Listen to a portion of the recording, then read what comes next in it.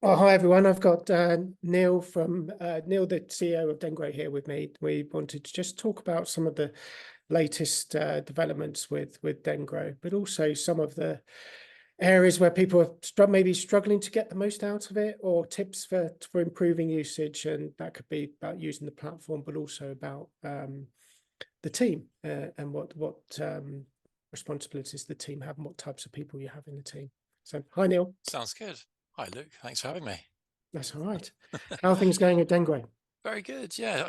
In terms of those that may not be aware, if I quickly just say that DenGro is a dental specific CRM, and we've been going for about 7 years, and our whole reason for being is to help practices transform how they handle all their inbound inquiries, whether they're prospective patients or existing patients interested in treatment, or interested in joining the monthly payment plans, or referrals from other dentists. So all of those things are managed in one place, and we help practices just start to approach this in a much more systematic and streamlined way, so they're not losing inquiries and leads, and that obviously associated with that is losing revenue. So not losing them, they have an efficient process, they're reminded to follow up, and it just starts to build momentum in terms of all the inbound inquiries start to be managed properly, and then the end result of having that process and software and people, as you mentioned earlier, is better performance metrics in terms of conversion rate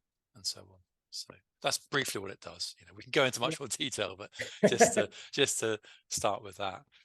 That's great. So, I mean, there's been quite a lot of change since we last did a Yeah, video with you and yeah. change. What kind of things have you introduced, and why were they important to do? Yeah. So we've spent a lot of time overhauling and adding new reports to that section of the solution. Obviously, the CRM allows practices and their teams to handle inquiries, but from a marketing perspective, your agency or your marketing team or your owners, the management, like to know the numbers, right? And so we always say get to know numbers. So the reporting, we just wanted to give it a new lease of life, you say. And so the first change was the lead origin report. So now that's kind of like a single source of truth, and we often encourage practices to work with their agencies and use that report as that kind of objective report that shows you exactly how many leads you're attracting or generating by campaign so it's down to the nitty gritty, so that both parties can see, well, we're generating lots of leads from this particular campaign or that Facebook campaign or that Instagram campaign, and also what they're worth and where are they in the journey. So you get a really true sense of volume coming in, but also for the agency, it can say, well, we're generating you lots of leads. What are you doing with them? So Yeah, that's the key. It's not just about volume, it's also the performance of the practice. The lead origin report gives both parties that objective single source of truth to see exactly what's coming in. So that's one report, and it yeah. just allows. Yeah, go on. What's the feedback on that new report?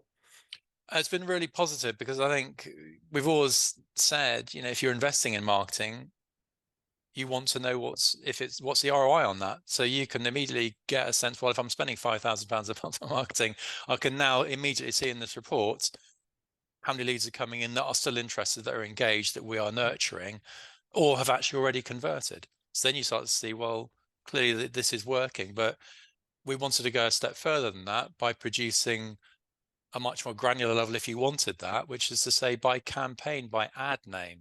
You get that level of detail. So that's been really powerful, because it just allows people not to say, well, I can't afford my marketing anymore, which is sort of knee-jerk reaction, you might say. It's just, well, I'll make changes here and here, or work with my agency to optimize that campaign. That campaign's really working, let's keep going with that one. That one, for whatever reason, isn't working, and both Yeah, parties can come to something new. So that's been positive. So that's been really good. The lead conversion has been updated. We've always had lead conversion yeah. reporting in DenGro. It's a key driver. It's a Definitely classic something that metric in this we look area. at that a lot. Yeah, Yeah. And we pride ourselves on helping our practices get to a point of optimizing that conversion rate and staying there. And we can get into the behaviors of keeping conversion and the performance around using a CRM later. But the key change in this report was that you can now see, well, who are the patients behind the numbers? Because if you're a new practice and you've got this conversion rate, well, okay, I'm not sure I trust it. Now you can, because you can just drill down and see every single patient and what treatment they're on or converted. So oh yeah, okay. So it validates the numbers. So that's a really important change, because also people said, I can see I've converted 12 Invisalign leads last week or whatever, but who are they? And you click on the number and then you'll see all the patients. So that was a really key difference, just to make the Yeah. reporting more, or to validate the numbers and help people trust them. Because I think that's, if you're new to using a CRM, sometimes the numbers, you hadn't had them before. You're using spreadsheets, very hard to get a sense of conversion rate, Yeah, it's volume, and so on. from Whereas now going you've from got something. from Yeah. going from zero visibility to, Yes. Yeah. absolute visibility can it does make you question the numbers sometimes, Exactly. And it which is does, right there. it Yeah, can take a few months for people to, particularly owners might not trust it. And then the penny drops after a few months of seeing consistently these numbers, but I can see all the names as well. Okay, this is valid. We do have this much opportunity, which is great. yeah, So we've done that report and given it that, the validation of the patients, because people wanted to click in and see that, and practice trends. That's another key report that we've added recently. So you can see, and again, if you're new to it, you can start to get a sense week by week, month by month, and then comparing 6-month periods. You can see, well, is the volume of leads up or down? Is our responsiveness as a team up or down? Are we quick off the mark and getting in touch with our prospective patients or existing patients in treatment? Are we doing that? Is the number of consultations being booked up or down? The number of treatments started in this period, say the last month, up or down? So you then start to see, not only are you getting to know your numbers through the reports, you can then start to see trends, and then you can start to fix things that might be slightly wrong, or going south, as it were, yeah, or you exploit opportunity. And by having those different timeframes for comparison, you can act more quickly. Is yeah, this something I need to react? Or no, we had a bad week last week because half the staff are off ill. Okay, I don't need to change that. I know why the numbers aren't as well are what they normally are. yeah. Whereas other trends might be something more that requires more intervention. Yeah, no, it's a very, I mean, really good thing to have Yeah. available. We often look at it with call tracking, for instance, Yes. and they would say, "Well, I'm not getting any calls," or the team, you're saying you're getting lots of calls, we're getting lots of calls, but the team is saying it's not busy. Yeah. And it's really illuminating once you start looking at that data, how Yes. many calls were hung up in less than 10 seconds, which tells you Yeah, not and that's answering quickly. How many absolutely. calls, where we get call recordings, how effective were the team at handling? It really Yeah. illuminates it. It doesn't actually, we're not saying someone's doing it wrong. We're looking for areas for refinement, which is what you're saying with the reports. This is It's right, and it's moving. about spotting where the team might need support, where Yeah, actually, because of the volume of leads, we need to make sure we've got someone who's empowered and has the time to actually manage all of them. yeah, And that's a fantastic opportunity for them. So yeah, and it's interesting you mentioned about contact attempts and calls, and that's something else that we've changed, is that it's you can now see on every single profile page, every contact within the CRM, you can see how many times they were contacted and by what means. And then you can see that aggregated in the reporting as well, because it's really important. It's a good way to build trust, to show the owners, listen, look, you can see for yourself, I yeah, have really tried with this particular prospect before we gave up and archived that one, because if we just couldn't get through, or we've made several attempts. It's not like we just tried once and yeah, binned it. So and it just starts to galvanize the team together, because everyone's looking at the same reporting. And then if you're monitoring your trends as a team, sometimes it's, well, how can we improve our responsiveness? It's almost like you challenge yourself. And if you know your numbers, then with these reports, as I would always say, pick 2 or 3 metrics. Agree that with your agency, or if you're not lucky enough to work with an agency, but you set 2 or 3, have 2 or 3 numbers that and set objectives, set your goals for those. Can we improve those? All right. yeah, And so it could just be conversion rate or responsiveness. There are some of our customers, they just focus on the team's responsiveness, because have we got the right people? Are they picking up the phone? Are they making contact? Or have we got a resource issue in terms of not the right people, who want to pick up the phone, who really, that's not what they yeah, want to do. It's not the right person in the right seat. So you're just starting to shine a light on these things. yeah, But that particular metric, if you've got a very responsive team, because they have got, they're bought into the process, right? They're motivated, they're measured on it. and they have the time and they're empowered to do so. That responsiveness, if it's good, typically everything else that follows is pretty good. Yeah. You know, within the system, we've got millions of, you know, years worth of data, there's millions of rows of data, but it just goes to show that the most responsive practices have the best conversion rates. It's logical, Very much so. but It is logical, the isn't it? data bears it out. It is Yeah. truthful, you know. Yeah. Just And I mean, just having a conversation with a client this morning, yes, the same thing about responsiveness and making sure that, yeah, they were saying, oh, well, we always try and get back to them within, that's 24 business hours, for instance, or right, 24 hours. Well, it's just not good enough nowadays because we all do it ourselves. If someone hasn't responded to us, we're moving on to the next prospect anyway.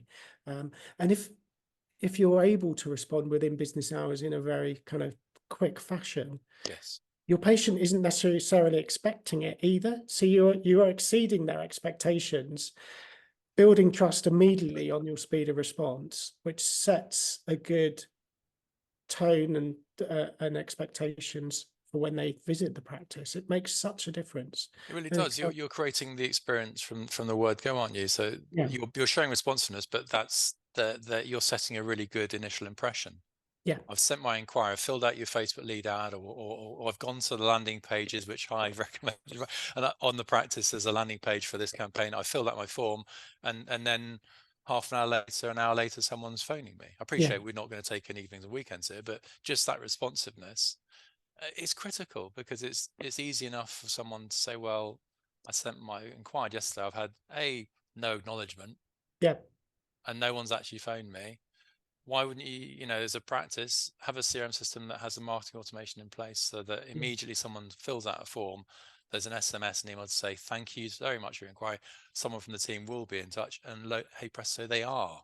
yeah, Because if you're going to spend thousands of pounds, you want to know that this is the business that cares about me. They are interested in me and my needs. yeah, If you're not getting that, you are gonna quickly move off and go somewhere else. It's too easy to shop. It's far easier than it probably was a few years ago, right? So you yeah. do have to be. You really do have You to. do. Yeah, It's very much any dental business is a sales business, and has to absolutely. filter through the whole team, Yeah, and that starts right at the beginning, with making sure that you're providing an excellent level of service. Your yeah. dentistry may be at a very Amazing. Yeah. high level, but Yes. everything else has to be at What's that the front line point like? as And well. have your Yeah, team been trained in having, active listening, having conversations, having rewarding consultative call, selling calls? That's really what it is. It's not necessarily yeah, about their understanding in depth of the treatments, although clearly that is needed and very helpful. But first and foremost, you might say, actually, it's just about, have we got people who are picking up the phone and calling our prospective patients?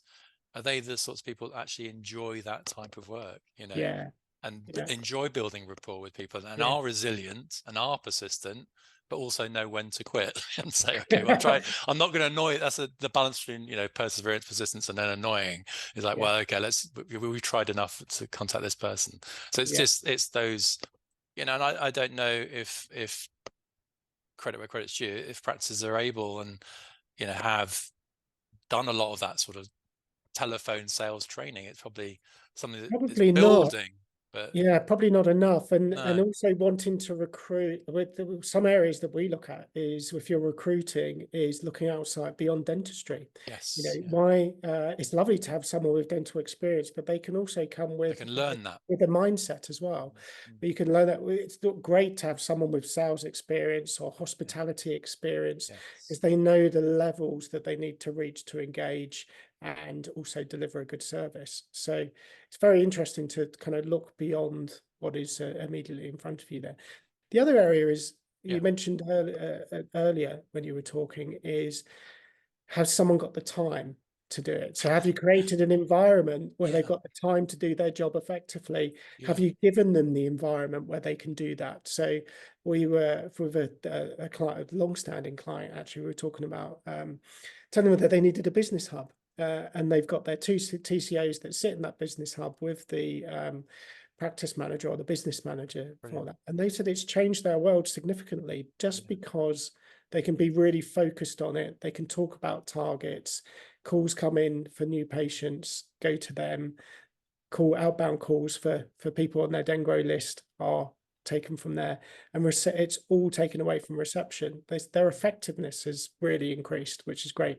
Yeah, it is, and it's about, yeah, if you're going to attract prospective patients that are worth, not, let's, think about not just the treatment they're interested in, but this could be a lifetime patient that you can address other needs as they age. This is a lifetime value, this is an opportunity Yeah, that's massive. Why wouldn't yeah, you try and invest? And I think there's a potential, if you haven't set up that kind of hub, if you like, that isn't on the front desk, they're not also greeting patients, answering inquiries about, oh, I'm late for my appointment or whatever. They're focused on that, handling yes, those inquiries. That's potentially a leap of faith if you've not done it before, but it quickly pays dividends. And if you've got the it lead does. volume, that's, and you've got the data to show that actually, no, I can start with one person, couldn't you? Just one TCO. Yeah, yeah. There's often the case of where, oh, my marketing's not working, and it might be the case that the marketing is poorly targeted or not very effective. But it's also a two-way street, and it's about how those leads or inquiries are handled and how efficiently, which is what we're talking about. And it is a you have to work together to make sure it's efficient and work well, which is where the reporting side comes in from DenGro, and being able to understand where everyone is in the funnel, because interacting at that level makes such a difference to marketing planning and marketing execution. Absolutely, yeah. And if you are going to have that hub, or if one or two people, you do want to know that there is a system that you're using that everyone can look at, that is showing everyone's industry effort, as well as, well, what the potential is. You say, where is every single lead coming from? Where are they in the pipeline? What's my potential revenue? What's my revenue from conversions to date?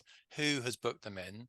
Which practitioners have they? You've got this transparency, and that's the thing that, if you're going to have a hub where someone is responsible for, TCOs, they're not going to, there's a team process, right, to convert someone to start treatment. It's not just up to the TCO. Clearly the practitioner at some point plays their part, Yes. but it's that transparency and accountability that the system offers the owners, and it, for those that are in those hot seats, if you like, as it's in that hub, this is what you want, because it's showing your performance as well. Yeah. Yeah. And that transparency shouldn't be something that you want to run away from. It's there to reward those that are working hard, because it shows the effort is recorded. Yeah. Yeah. What tips would you offer, Neil, for we often get, when we're talking to practices, we Yeah. got varying use of any platform, not just DenGro. Sure. About, there's real advocates that use it all the time, and they'll be recognized as, so and so uses it, she's really good, everything goes on there, but the other team members don't, or so and so doesn't like using it. What are your tips for making sure that it's kind of used by the team and Yes. benefits the team and the practice? I think first and foremost, it's actually starts with the owners. Then they need to be seen to use it as well. From the reporting we've just come, so they've got their fingers on the pulse of their business. They can see what the pipeline means. They can see what their team are doing. So if they're using it, it's almost like leading by example, isn't it? But also, it's communicating to the team, well, why are we using a CRM solution? This is what it does for me. This is what it's going to do for our business, and this is what you're going to get from it. Yeah. And so if you're getting that buy-in in terms of, well, because it's got a PMS integration, when we book someone in for a consultation, you don't have to then go and log into Dentally and type and create a new patient record and an appointment. It's all synced. So you're saving time. So all the manual repetitive routine work that you used to do, update, maintaining spreadsheets which are static, and all that data entry stuff, the manual routine repetitive work is done for you. So you are freed up to do what really matters, the value add stuff, which is conversations. If you're portraying it and putting the business case across to your team as to, this is why I want to do it, and this is what you're going to benefit from it, it makes your life more enjoyable, because you're doing more interesting activities, or what should be more interesting actually. And for those that listen, think, I quite like filling out a spreadsheet, well, then that's a good sign in itself that maybe there's an opportunity to rethink the seating plan, as it were. So Yeah. so I think that's the first step, is just that the adoption of it is from the top. the owners who are paying for it, why, and gaining buy-in, and regularly referring to it, using it, because if you are getting to know your numbers, you want your team to know the numbers and understand them. So the buy-in, the adoption, the visibility of using it to make and support business decisions and set goals with your team, then that's one couple of things. Choosing and giving people the space to actually interact with the system, because every CRM requires some intervention. You've got to say, well, what happened when I tried to speak to Neil about his teeth whitening? Well, okay, he didn't answer. I'm going to call him back. I set a reminder. You have to interact with it, but it's about making sure that people have got the time to do that and pick up the phone and have those conversations. So then it's the selection of those people. Who in your team do you think is who's ambitious and has the skill set we talked about earlier, who wants to build rapport, who enjoys that kind of those consultative calls, and then obviously the in-person consultations if that's what you do as well. So it's that, it's who as much as why you're using it is, well, who is going to use it, and give them and motivate them. It could be that we have lots of customers that use the reporting to measure and incentivize their staff in terms of achieving conversion rates and number of conversions and so on, and how many consultations were booked and at what value. That's all in there. So I think those are some key things.